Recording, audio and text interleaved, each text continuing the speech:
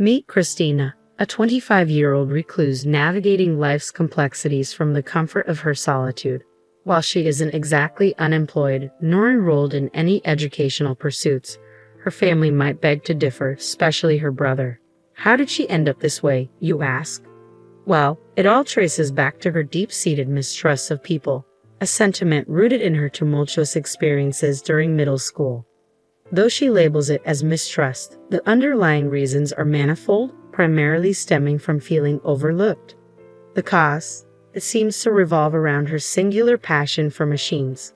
Christina's fascination with computers and her knack for all things mechanical made her indispensable around the house. However, this reverence was short-lived, overshadowed by her declining grades and her increasing isolation from peers, all consumed by her digital pursuits. Concern soon morphed into admonishment from her parents. When will you outgrow this obsession with machines? Navigating through the turbulent waters of middle school, under the constant barrage of parental scolding, I found myself questioning the validity of my passions. Slowly, the notion crept in that perhaps I shouldn't be pursuing what truly interested me. In response, I sought solace within the confines of my room during school breaks, effectively severing ties with the outside world to avoid my parents' scrutiny. This retreat only fueled the rumors circulating about me, branding me as odd or potentially dangerous, a label that gradually alienated me even within the school walls. In the midst of this isolation, my brother Keith emerged as my unwavering ally. With a talent for sweet-talking and a keen ability to ignite my motivation, he became my beacon of support. Thanks to Keith's encouragement, I managed to navigate through compulsory education, albeit without proceeding to high school. Instead, I opted to immerse myself in remote computer-based jobs from the comfort of home. Fresh out of middle school at 16, I dove headfirst into part-time work, channeling every penny earned into a passion that consumed me. Salvaging old computers, dismantling them with meticulous care, and reconstructing them from the ground up. What began as a simple hobby burgeoned into a profitable venture by the time I hit 20. Armed with the skills to craft computers from scratch, I ventured into the market, offering affordable machines to eager buyers. Before long, my endeavors bore fruit, catapulting me into the spotlight as a reputable entrepreneur. At just 25, I find myself basking in the glow of success, having amassed a modest fortune. Remarkably, my newfound wealth affords me the privilege of contributing $2,500 each month to my parents' household, with plenty left over to spare. Despite numerous attempts to explain my job to my parents, they remained steadfast in their lack of understanding. After several heated arguments, they adopted a hands-off approach, decreeing that as long as I could sustain myself, my profession was of little concern to them. This newfound autonomy granted me the freedom to inhabit my parents' home without interference, as my financial contributions spoke louder than words. However, the shift in dynamics wasn't mirrored by my brother, once my staunch ally and confidant during my school years. Initially supportive, he gradually soared towards me, perhaps weary of a sister who, even in her 20s, remained entrenched in her bedroom, immersed in her mechanical pursuits. His demeanor towards me grew increasingly hostile, sparking frequent conflicts that have left us estranged. Our relationship plummeted to new depths following my brother's marriage. It became apparent that his wife, a figure from his high school days, harbored disdain towards me, likely influenced by my brother's portrayal of me. She resented her newfound role as my sister-in-law, a sentiment she seemingly imparted to my brother. As this toxic dynamic persisted, I found myself branded as the pariah of the family abode. Despite my self-imposed isolation within my room, the palpable hostility directed towards me gnawed at my spirit, a stark contrast to the genuine concern expressed by my parents. Overnight, the sanctuary of my parents' home morphed into a battleground. No longer did I find solace within its walls. Instead, I felt besieged, with my once loyal allies dwindling in number as my parents appeared to succumb to the influence of my adversaries. Despite my financial independence and contributions to household expenses, I found myself perceived as a burden by my brother and sister-in-law, who couldn't comprehend the nature of my pursuits. Their remarks grew increasingly hostile, threatening to oust me from the family home to claim it as their own. Feeling alienated and estranged from my brother, I contemplated leaving once I secured alternative accommodation. After all, if I were to be forced out, there would be no obligation to continue supporting the household financially. allowing me to save those funds for myself, a silver lining amidst the turmoil. Just as I was weighing my options, my brother broached the topic of inheritance, revealing a gross misunderstanding on his part. Despite being unemployed and secluded in my room, I lived comfortably thanks to our parents' financial support. When discussions arose about my departure, I was met with a shocking ultimatum: relinquish my claim to inheritance, as my brother and sister-in-law aimed to secure the family assets for themselves. Little did they realize, the very funds I provided sustained our parents' carefree lifestyle at home. However, in my brother's eyes, I was not but a burden confined to my quarters. Contemplating my next move, I decided to seek clarity one last time, driven by a sense of compassion. "Are you truly content with me leaving?" I inquired. My brother's derisive laughter was all the confirmation I needed. "We'd be thrilled if you could just vacate already," he sneered. It dawned on me once more how profoundly he misunderstood the situation. With a mixture of pity for his ignorance and determination to forge my own path, I resolved to depart from our family abode. Several days had passed since my brother's demand for my departure, yet I remained sequestered within the confines of my room. Despite my brother and sister-in-law's relentless efforts to evict me, their tactics only fueled my determination to resist. Their incessant knocks on my door, cessation of meal provisions from our mother, and demands for self-sufficiency in chores like laundry, all were mere inconveniences I could easily adapt to if I were to live independently. I refused to passively accept my impending displacement. Rather, I viewed it as an injustice demanding retribution. With my proficiency in machinery, a plan began to take shape in my mind. My brother had underestimated the power of my technological prowess, forgetting the significance of unrestricted access to a computer. I was not one to quietly acquiesce to his demands. I intended to exact revenge in a calculated manner. Aware that my brother's marriage, coupled with my reclusive nature, represented my parents' only hope for a grandchild, I exploited their blind approval of my eviction.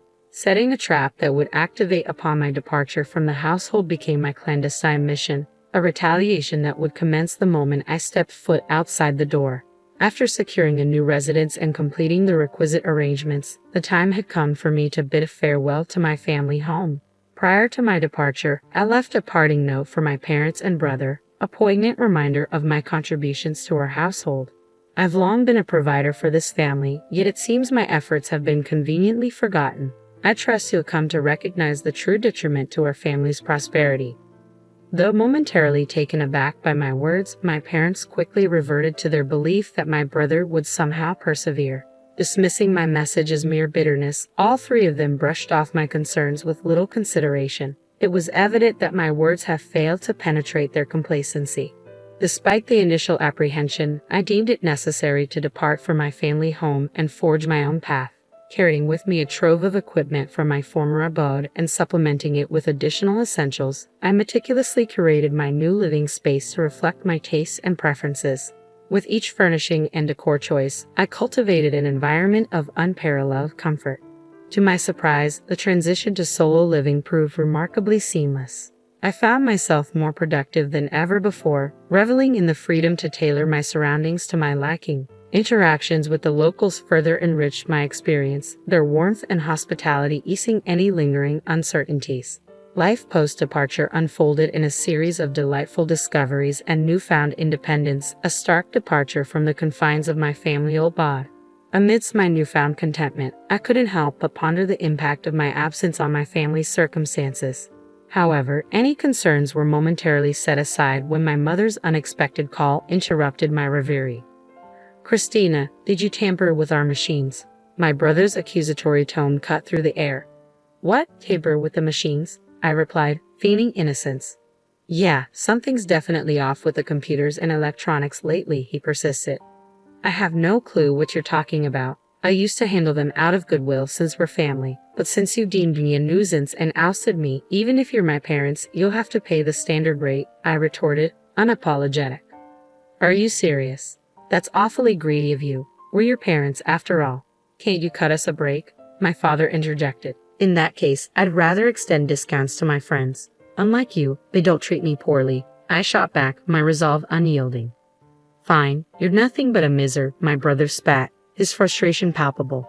Internally, I let out a sigh of relief as I recognized the familiar issue at hand, grateful that another trap hadn't been triggered.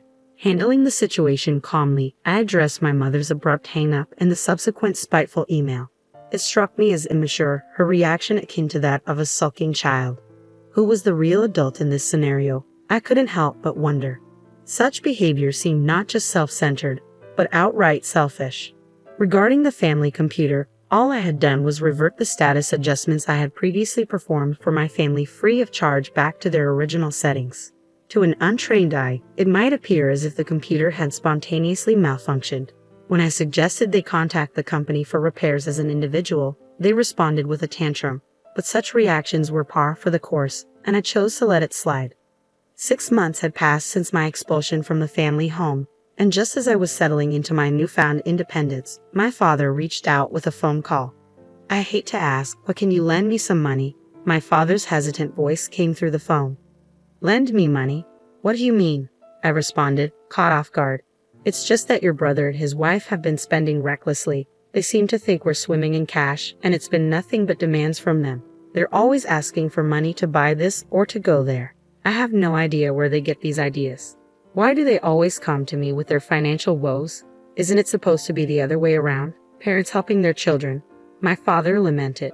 That's easier said than done. Well, even $500 would help, he continued. I'm not giving you anything. I won't lend you money either. I have no intention of financially supporting you anymore. But if you pay me for my services, I'll work on your machines, I stated firmly. You've become so stingy. I guess what Mom said was true, he retorted. During my unemployed years, he had the nerve to say things like, you used to do whatever you wanted at home, and he kept grumbling about other things. But I didn't care. I just hung up, I concluded, ending the conversation.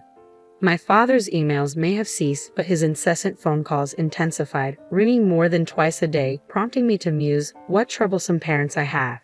A few days into this relentless barrage of communication, my brother, clearly in a tight spot, reached out next. When I questioned him about their sudden interest in contacting me, he countered, let me ask you this. Why was our family home affluent in the past? It dawned on me that he must have suspected their financial predicament had deteriorated since my departure, but it was too late. My current residence had become my sanctuary, a place where both my work and life flourished. There was no chance I would relinquish it again. Perhaps the reason behind our family's wealth was my monthly contribution of $2,500 to the household. Though not obligatory, I felt a sense of indebtedness to my parents for raising me, hence my willingness to give more. Given the circumstances, why would I continue supporting a home from which I had been ousted? It seemed inconceivable to entertain such a notion. I understand now, so that explains the sudden decline in Mom and Dad's finances, my brother acknowledged solemnly. Even if you were to ask me to return, I have no intentions of doing so, I replied resolutely. I get it. Reflecting on it now, our actions were unforgivable. I'm sorry, he offered. It's too late for apologies. Besides, I have no desire to be involved with any of you in the future. Please refrain from contacting me, I declared firmly. Hey, wait, my brother's voice pleaded desperately as I ended the call.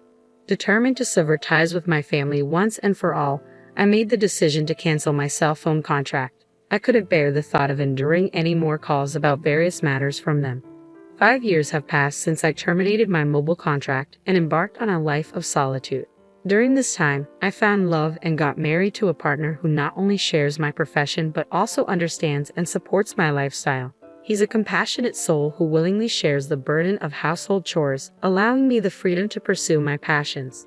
The thought of reaching out to my parents crossed my mind, considering they're technically family, but it felt too late. I refrained from making any contact.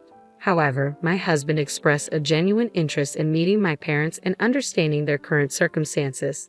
In response, I decided to hire a detective to investigate the situation at my family's home. What unfolded was a grim revelation. A multitude of debts surfaced, painting a picture of desperation and financial ruin. Cut off from my support, my parents resorted to borrowing money from various lenders in a futile attempt to sustain their lifestyle and tether my brother and his wife to the family home. However, the borrowed funds only piled up, accruing interest with no hope of repayment, leaving them drowning in debt. The debts attributed to my parents alone exceeded a staggering sum of $100,000. To secure these loans, the house was used as collateral, ultimately resulting in its foreclosure. The once vibrant family home now stands as a desolate vacant lot, a haunting reminder of the consequences of severed ties and unresolved conflicts. Although a pang of sadness tugged at my heartstrings due to my sentimental attachment to our family home, I couldn't deny the bitter irony of their current predicament. Concluding that they were reaping what they had sown, I shifted my focus to investigating my brother's circumstances. It appeared that my brother had broached the subject of divorce due to his wife's extravagant spending habits, yet she vehemently opposed the idea. As they navigated through a drawn-out legal battle, it became apparent that this process was both time-consuming and financially draining. Despite his attempts to part ways, his wife adamantly resisted, leaving them at a standstill. Moreover, with no children in the picture and rumors swirling about my brother's infertility, I felt a twinge of concern. Dispatching the detective to the hospital where they sought treatment, the disheartening truth emerged. My brother was indeed infertile, his condition bordering on sterility. The doctor's prognosis painted a grim picture, suggesting that natural conception was nearly impossible. The hope my parents harbored for a grandchild from my brother and his wife, coupled with their decision to evict me when that expectation wasn't met, ended in disappointment and dissolution. With the family home sold off to settle debts, our family found itself in a pitiful state. Even a cursory investigation revealed the dire circumstances they faced. It became evident that engaging with them in their current state would not be advantageous for me or my husband. With a loving husband, 4 children, and a faithful dog, we had forged a life far removed from their struggles, a life they once idealized. Knowing that they would likely try to exploit our situation if they were aware of it, I took preemptive measures. I visited the local office to ensure that my information could only be accessed there. I resolved to keep my distance from them and asked my husband to refrain from any gestures of greeting towards our marriage. Though initially disappointed, he understood the gravity of the situation once I explained it, and he hasn't raised the issue since. As the turmoil at my family home begins to settle and the prospect of reconciliation looms on the horizon, I hold on to hope that I can mend the rift with my parents and brother.